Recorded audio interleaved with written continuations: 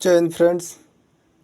आज हम देखेंगे विधि का शासन और विधि द्वारा शासन में क्या अंतर है।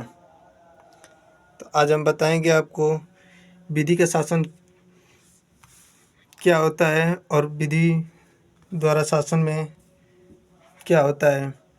तो विधि का शासन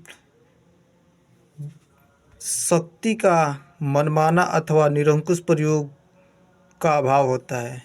इसमें शक्ति का निरंकुश प्रयोग नहीं होता है और मनमानापन नहीं होता है। जो विधि का शासन होता है इसके अंतर्गत दूसरा विधि के समझ क्षमता होता है। इसमें विधि के समझ क्षमता होता है। और विधि का शासन में पहला आपको देखने को मिलेगा, इसमें मनमानेपन होता है, मनमानेपन की संभावना होती है। विधि द्वारा जो शासन होता है उसके अंतर्गत मनमानेपन की संभावना देखने को मिलेगी, जबकि इसमें आपको मनमानेपन की संभावना देखने को नहीं मिलेगी। और दूसरा में विधि के समझ क्षमता है और इस विधि द्वारा शासन में विधि के समझ क्षमता नहीं है।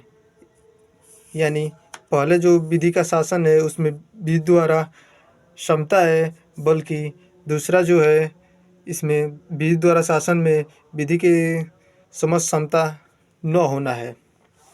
और विधि का शासन में तीसरा देखेंगे तो अनुच्छेद 14 के अंतर्गत जो विधि के समान संरक्षण का प्रावधान है, इसमें विधि के समान संरक्षण का प्रावधान है। विधि का शासन में विधि के समान संरक्षण का प्रावधान है, जबकि विधि द्वारा शासन में विधि के समान संरक्षण का प्रावधान नहीं है। इसमें विधि के समान संरक्षण का प्रावधान नहीं है। जो विधि का शासन है उसमें समान संरक्षण का प्रावधान है, जबकि विधि द्वारा शासन है उसमें समान संरक्षण का प्रावधान नहीं है।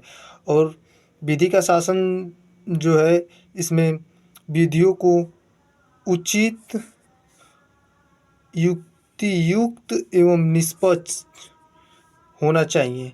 इसमें जो विधि का शासन है उसमें विधियाँ उचित होती है, युक्तियुक्त होती है एवं निष्पक्ष होती है। और विधि द्वारा शासन होता है जिसमें विधियाँ उचित, युक्तियुक्त एवं निष्पक्ष नहीं होती है।